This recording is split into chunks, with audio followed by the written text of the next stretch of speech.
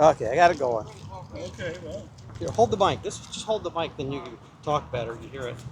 Okay. You had this on the service, right? One of these? Yeah, this is a replica of the cars I used to drive in Munich, Germany back in the day. Back during Vietnam? Yeah, Yeah. from 66 to 69. Yeah. That's pretty Uh, cool, ain't it? yeah, it represents 7th Army Europe during the Cold War. Oh, wow. That's what it represents. So I was at the Army Hospital in Munich for 31 months. Right. And I was part of 7th Army. And that's Eisenhower's old outfit. Wow. He was Supreme Allied Commander during the war, during World War II. Right. He wore the same 7th Army patch on his left shoulder. And I was at the Army Hospital for a better part of 31 months and had 3 different jobs. I was in Plans Operations and Training Office, and I was in Yeah, so that you had one made like the one you had over the service, right? yeah, this is the same thing as I used to dry out of the motor pool.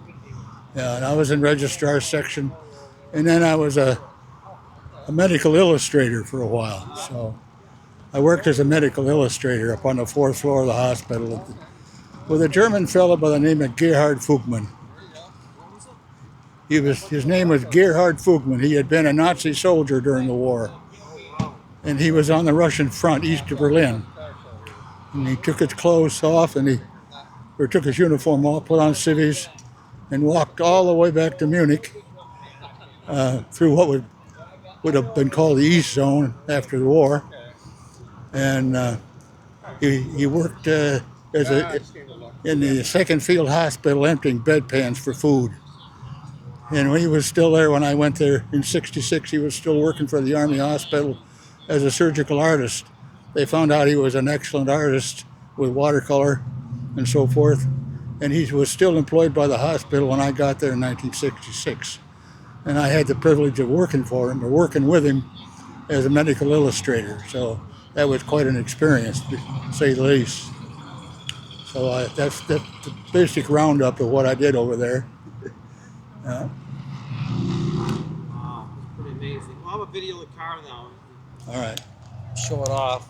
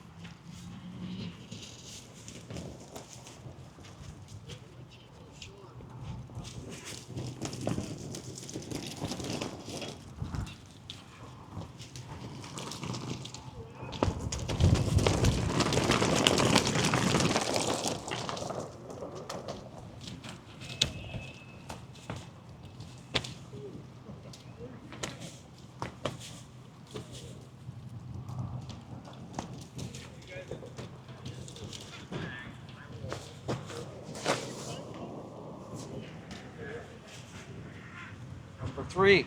Number 3, we had about 4 feet of the motor pool. Oh, did ya? Yeah.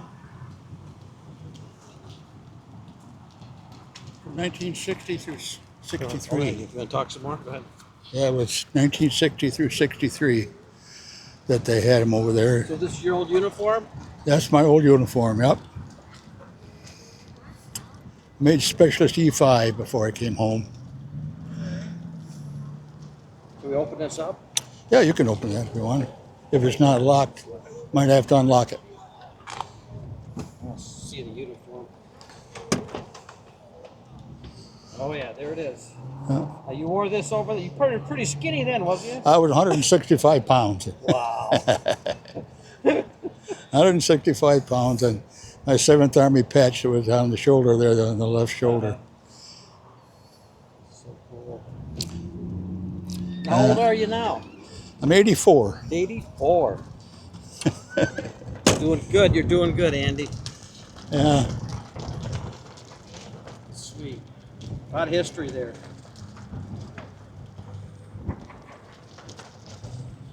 I'll play a little bit of American Forces Radio if you want me to here. Go for it.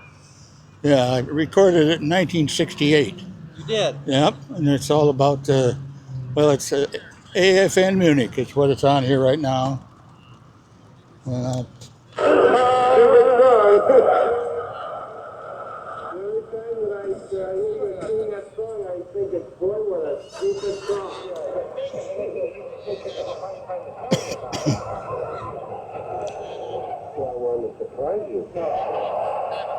I recorded this in August of 1968